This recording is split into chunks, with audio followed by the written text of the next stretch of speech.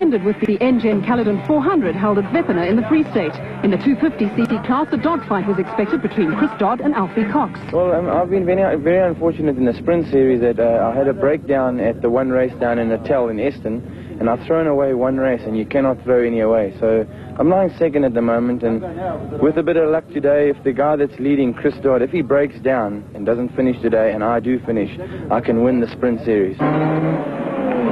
As usual, the starting order for the race proper was determined by a time trial through the streets of Veppiner, giving the riders and drivers a last chance to test their race setup and the spectators an opportunity to see the races in action at close range.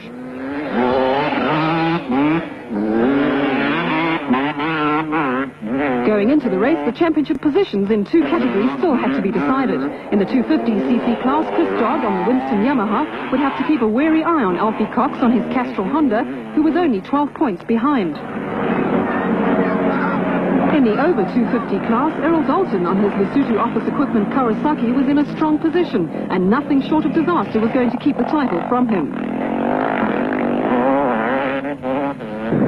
In the 200 class, local hero Graham McLaughlin on another Lesotho Office Equipment Kawasaki had Alex Vowles on his Aunt Alex Dairy Kawasaki breathing down his neck. The three loops of the Clover would see the competitors travel a total distance of just over 350 kilometers.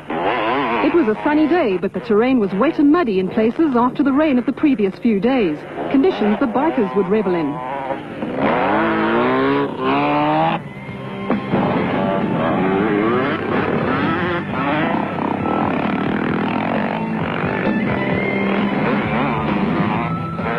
As was expected, Jeremy Davies won the time trial and first starting position, with 500 championship leader Errol Dalton second and Barry Cole third.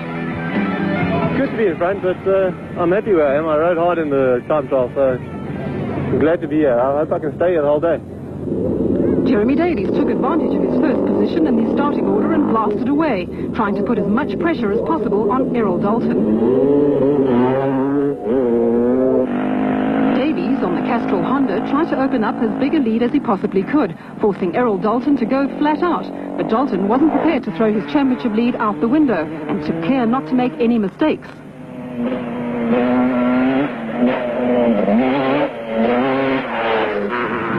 While the other competitors were treading their way carefully through the ruts and over the hills, Alfie Cox was going hard on his Castrol Honda in pursuit of a points advantage over Chris Dodd.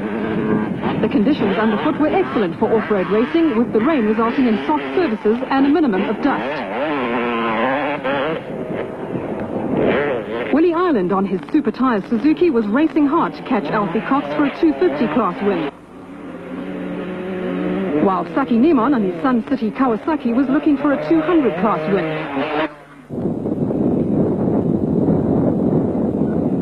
The wind was blowing hard in the face of Jeremy Davies as he raced for that overall win, but misfortune would strike later, and he was airlifted to hospital with a broken leg. 250 championship leader Chris Dodd had already won his class in 4 events, and all he was aiming for was a good finish to clinch the title. Errol Dalton's Lesotho Office Equipment Kawasaki was purring like a cat.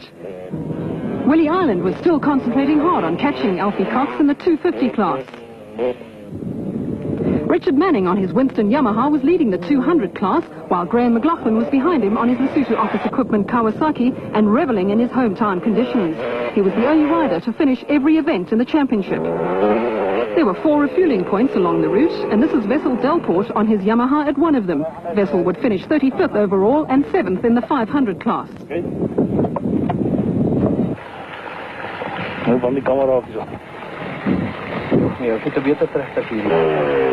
And this is Clifford Bennett on his privately entered KTM at the refueling point. He would finish 25th overall and 4th in the 500 class.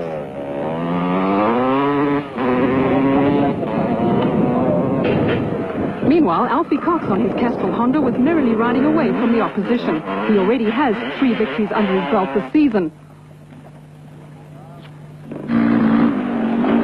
Ireland on his Super Tyres Suzuki was still chasing hard, but losing ground all the way to Cox, and some friendly directions from the spectators didn't really help. Richard Manning on his Winston Yamaha was still third on the road and leading the 200 class, While the leading 500 class rider was still Errol Dalton on his Lesotho office equipment Kawasaki. With the demise of Jeremy Davies, he could afford to take it easy. His teammate Graham McLaughlin was lying second in the 200 class, but needed only a third position to take the championship. Alex Vowles on his Ant Alex Dairy Kawasaki was lying third, but was not content and was trying hard for second.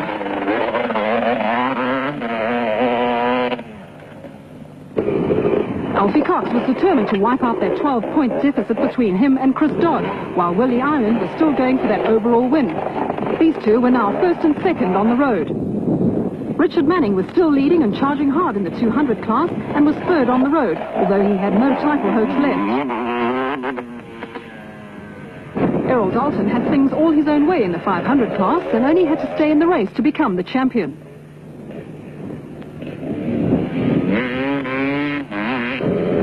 Graham McLaughlin was chasing Richard Manning and lying fifth, still guarding his rear and his second position.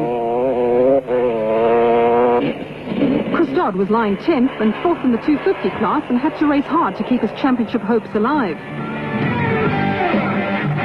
Alfie Cox crossed the line first in the end, followed by Willie Ireland and Richard Manning. We spoke to Cox afterwards.